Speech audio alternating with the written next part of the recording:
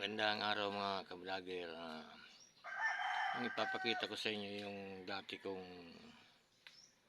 yung may shop ako na ng mga tricycle, parepira ng mga tricycle. May ginawa akong gato. Yung siyempre pag may pisa kang iipitin, medyo may gamit ka gato. Ang binili kong gato, yung ano lang, yung 4 inches lang na gato na pang-ipit-ipit lang, pang DIY. Kaya gumawa ako ng DIY din na stand ng gato. Ito na siya. Yan.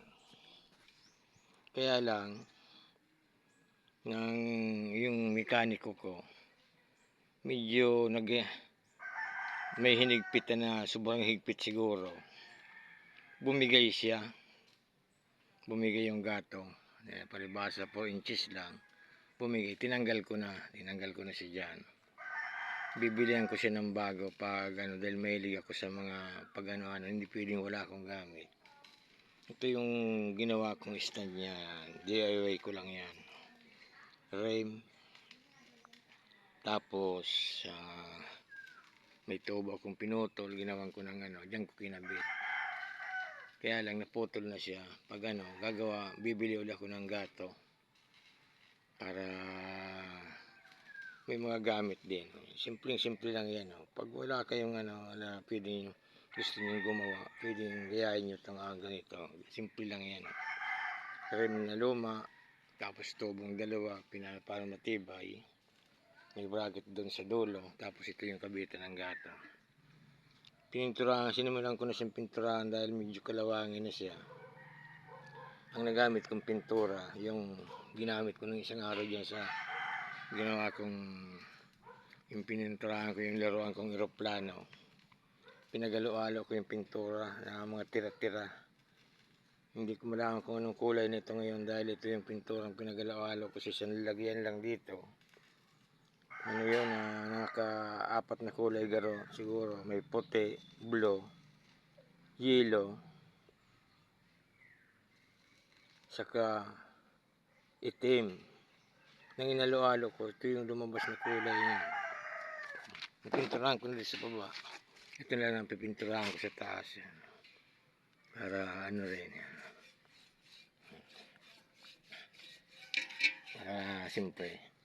Hindi pa naman ako nakakabili ng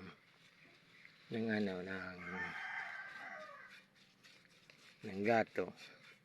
Pinturahan ko muna dyan sa para habang hindi naman siya kalawangin. May pintura rin naman. Pag hindi ito ginamit na pintura, titigas din ito eh. Para pintura ko, para okay na siya.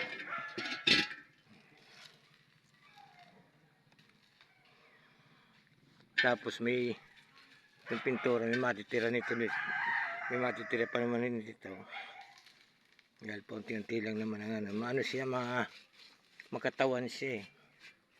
Isang hagod mo lang maraming na pipintura na dikit talaga yung pintura.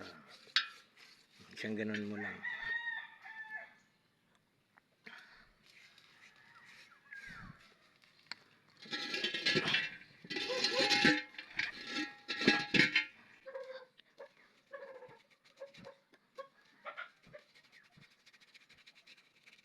Ganun muna.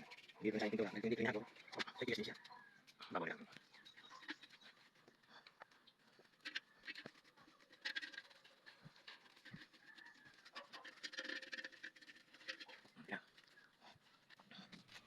Okay na mga ka-vlogger. Maraming salamat. Paki-like naman, paki-follow, paki-subscribe at paki-share na rin. Maraming salamat. God bless.